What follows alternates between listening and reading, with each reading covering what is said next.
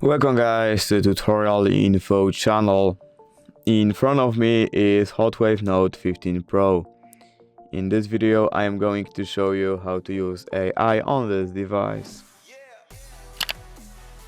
Alright, so to do this, firstly we have to open Play Store because we have to search any AI we want. And I am going to use, for example, Google Lens.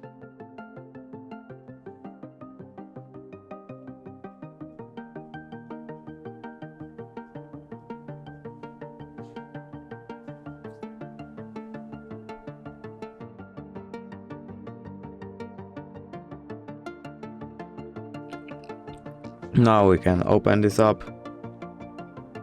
Here we have to allow access to the camera. And now look, it's gonna search whatever item you're gonna aim in and click this button then. So for example, I have my earphones right here. So I'm going to aim on them and click this to search.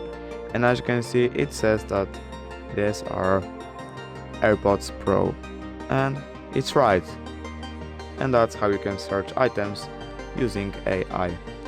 And basically, that's it. If you did enjoy this video, leave a like and subscribe. Thank you guys for watching. Bye.